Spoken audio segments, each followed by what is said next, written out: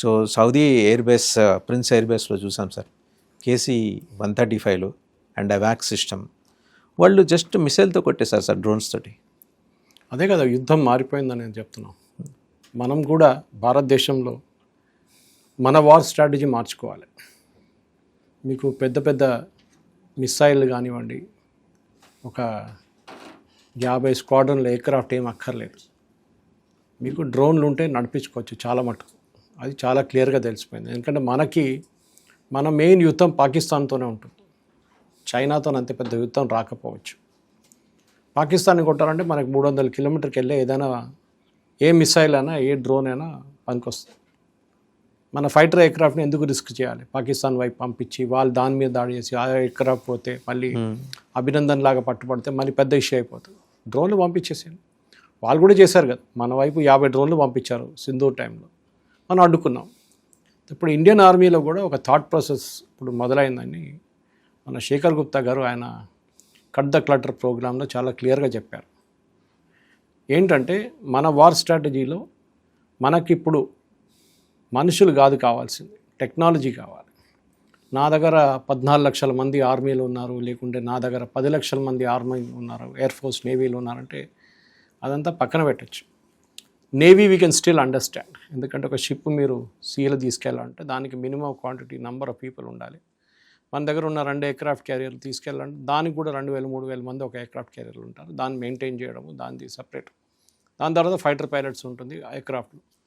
ఇట్లాంటి పరిస్థితుల్లో మన దగ్గర ఉన్న మార్పులు మనం చూస్తున్నాం. అదే టైంలో అటువైపు వెస్ట్ ఏషియాలో ఇప్పుడు జరిగిన క్రైసిస్లో కూడా చాలా మటుకు ఒక నెల అయిపోయింది. అవును, 31st డే, 2వ నెలకి మనం ఎంటర్ అవుతున్నాం. కానీ ఇప్పుడు కూడా యుద్ధం ఎక్కడ ఆగుతుందో మనకు తెలియదు. దీనిలో అన్నిటికంటే పెద్ద ఒక ఏం చెప్తారు, ఒక డిస్కవరీ అని చెప్పుకోవచ్చు. మనం ఏం అర్థం చేసుకోవాలంటే ఇరాన్ ఏం చేస్తున్నారంటే వాళ్ళు గల్ఫ్ స్టేట్స్ది అసెట్స్ మీద కొడుతున్నారు. ఏదో బ్లైండ్గా కొడతలేరు, వెరీ స్పెసిఫిక్ టార్గెట్స్ అండి.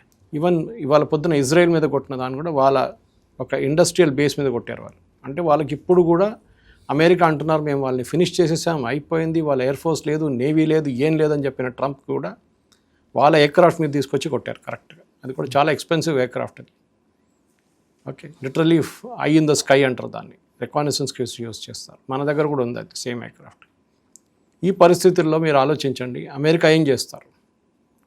ఒకటి బూట్స్ ఆన్ ద గ్రౌండ్ అంటున్నారు. బికాజ్ యుద్ధం ఆపాలంటే మీరు మీ ఆర్మీని దింపితేనే అవుతుంది. మీరు ఎయిర్ ఫోర్స్తో ఎక్కువ చేయలేరు, ఒక లిమిట్ ఉంటుంది దానికి. అంతే. ఏం లిమిట్? మీరు బాంబ్ చేశారు, అన్ని ధ్వంసం చేశారు, ఏమైనా అయిందా? ఇంకా నడుస్తుంది కదా, ఇంకా వాళ్ళు బాంబులు పంపిస్తున్నారు, ఇంకా మిసైల్స్ కొడుతున్నారు, ఇంకా డ్రోన్లు కొడుతున్నారు. అంటే వాళ్ళ దగ్గర ఎక్కడో కెపాసిటీ ఉంది దీనికి. మీరు అర్థం చేసుకోవాలి. ఇప్పుడు న్యూస్ ఏమొస్తుందంటే రష్యా కూడా ఇప్పుడు వాళ్ళకి డ్రోన్స్ ఇస్తున్నారంట. ఆర్మీనియా అజర్బైజాన్ నుంచి పంపిస్తున్నారంట, ల్యాండ్ రూట్ నుంచి. అడ్డుకోలేరు యుఎస్. మీరు వెళ్ళి రష్యా తీసుకొస్తున్న డ్రోన్ల ట్రక్కుల మీద కొట్టారనుకోండి, రష్యా ఊరుకుంటారా? రష్యా అంటారు మమ్మల్ని కొట్టినట్లు అయిపోతుంది అంటారు. మళ్ళీ తర్వాత అది పెద్ద ఇష్యూ అయిపోతుంది. అది కూడా అజర్బైజాన్లో పెట్టి కొట్టారనుకోండి, అజర్బైజాన్ అంటారు మా దగ్గర military US air force base ఉంది, మళ్ళీ రేపు దాని మీద ఇరాన్ దాడి చేస్తే ఏం చేస్తారు? ఆల్రెడీ చేశారు ఒకసారి యుద్ధంలో, స్టార్టింగ్లో ఫస్ట్ 3 days చేశారు ఒకసారి. ఇప్పుడు వాసుదేవన్ గారు ఇక్కడ సిచ్యువేషన్ ఎట్లా అయిపోయిందంటే ప్రెసిడెంట్ ట్రంప్కి ఏం చేయాలని అర్థం కావట్లేదు. అది ముందు నుంచి అంతే ఉండే. ఆయనని ఇజ్రాయెల్ తీసుకెళ్లారు యుద్ధానికి, రారా బాబు నాతోని, మేము కూడా బాంబులో వెళ్ళిపోతున్నాం అంటే సరే నేను కూడా వస్తానులే అని వెళ్ళిండు.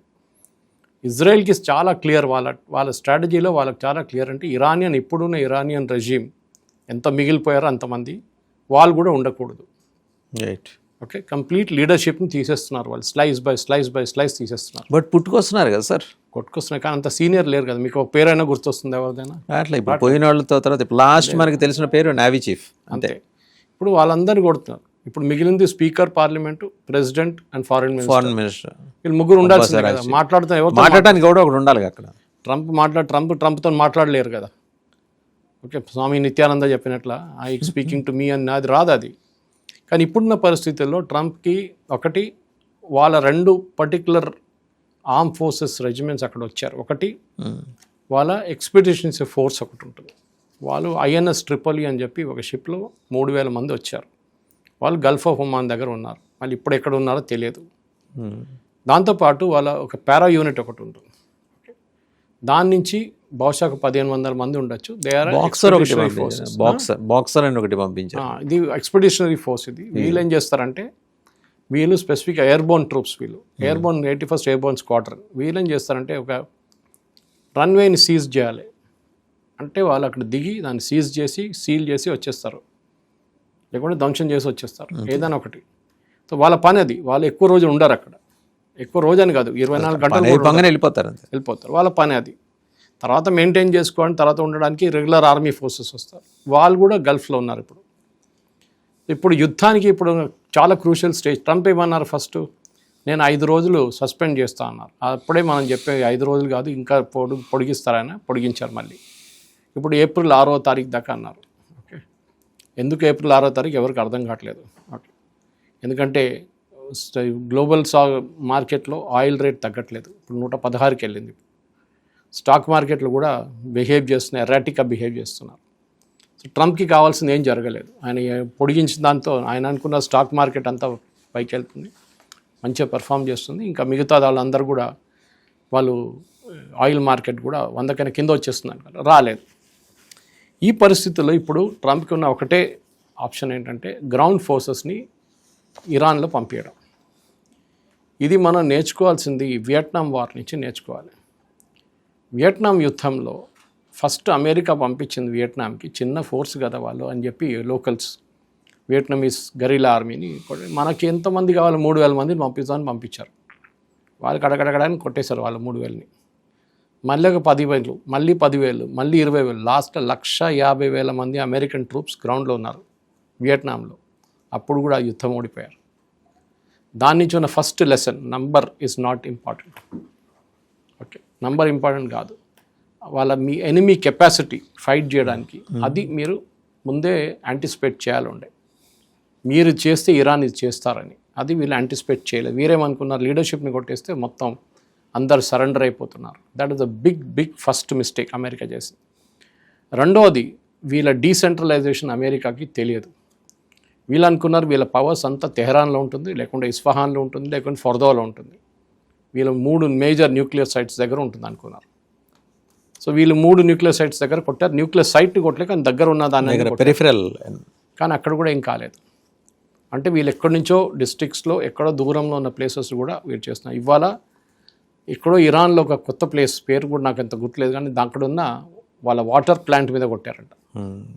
ఇరాన్ ఊరుకుంటారా ఇప్పుడు?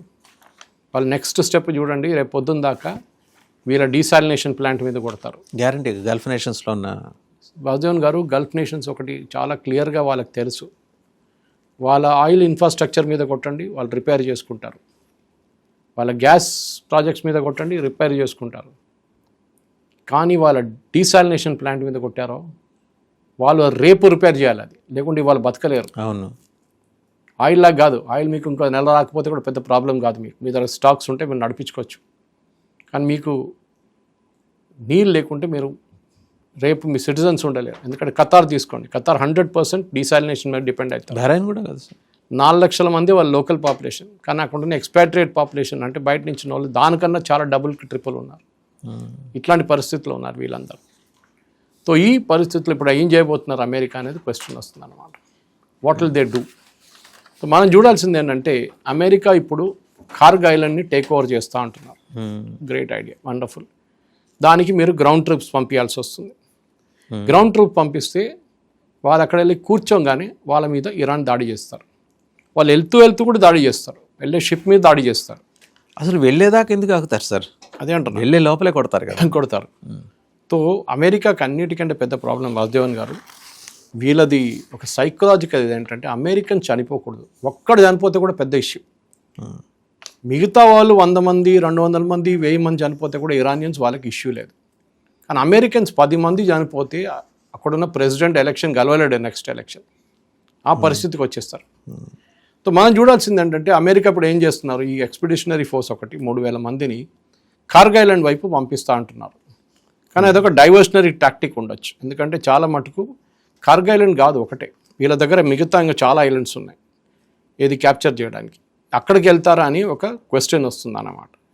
అక్కడికి వెళ్ళి వీళ్ళు ఏం చేస్తారు, ఎంత మటుకు వీళ్ళు దాన్ని క్యాప్చర్ చేసిన తర్వాత దాని మీద ఎంత వీళ్ళ దగ్గర పట్టు ఉంటుంది అనేది చాలా ఇంపార్టెంట్. ఓకే, మనం చూడాల్సింది అది. ఎందుకంటే ఈ ఇరాన్ దగ్గర ఉన్న కెపాసిటీ దాని మీద ఉంటుంది వాసుదేవన్ గారు. చాలా మటుకు దాని మీదే వాళ్ళు డిపెండ్ అయి ఉన్నారన్నమాట. సో మనం ఎగ్జాంపుల్ తీసుకోవచ్చు. ఒకటి స్ట్రైట్ ఆఫ్ హార్మోస్ నుంచి మీరు ముందుకు వెళ్తూ మీరు క్యాప్చర్ చేసిన ఐలాండ్స్ని కూడా చాలా మటుకు మీరు కాపాడుకోవాల్సి వస్తుంది. ఓకే, ఇరాన్లో ఇప్పుడు మనం చెప్పాం వీళ్ళ దగ్గర ఉన్న 3-4 న్యూక్లియర్ సైట్స్ని కొట్టచ్చు. ఒకటి ఇస్ఫహాన్, ఒకటి నటాన్స్, ఒకటి తెహరాన్, ఒకటి ఫోర్దో, ఒకటి అరాక్ అండ్ ఒకటి బుషేర్. ఈ ఏరియాస్లో అన్నీ వాళ్ళు కొడతారు డెఫినెట్గా. ఇప్పుడు వీళ్ళ దగ్గర ఉన్న దాంట్లో క్యాప్చర్ చేయబోయే ఐలాండ్స్లో ఇది కూడా ఉండొచ్చు. ఒకటి బుషేర్ దగ్గర కూడా వీళ్ళు క్యాప్చర్ చేసుకోవచ్చు, బహుశా చేస్తారు కూడా. అది వాళ్ళ దగ్గర కెపాసిటీ అమెరికా దగ్గర ఉంటే వాళ్ళు డెఫినెట్గా క్యాప్చర్ చేస్తారు. కానీ ఖర్గ్ ఐలాండ్ ఒకటే కాదు వాసుదేవన్ గారు, మనం చూడాల్సింది ఖర్గ్ ఐలాండ్తో పాటు వీళ్ళ దగ్గర ఇంకొక ఐలాండ్ ఉంది, దాని పేరు అబు మూసా. అబు మూసా తర్వాత దానిపైన ఇంకో 2 చిన్న ఐలాండ్స్, చిన్న ఐలాండ్స్, అది కూడా పట్టుకుంటారు వీళ్ళు. అది కాకుండా అమెరికన్స్ నెక్స్ట్ స్ట్రాటజీ ఏంటంటే ఇరానియన్ ఆయిల్ తీసుకెళ్తున్న షిప్లు, అది మోస్ట్లీ చైనీస్, వాళ్ళని పట్టుకుంటారు. పట్టుకొని ఒక బ్లాక్మెయిల్ యూజ్ చేస్తారు. మీరు మిగతా షిప్ని పోనిస్తే ఈ షిప్ని పోనిస్తాం, లేకుంటే ఇది కూడా బయటికి వెళ్ళదు. ఇరానియన్స్ దగ్గర 2 ఆప్షన్స్ ఉంటాయి. ఒకటి సూసైడ్ మెంటాలిటీ,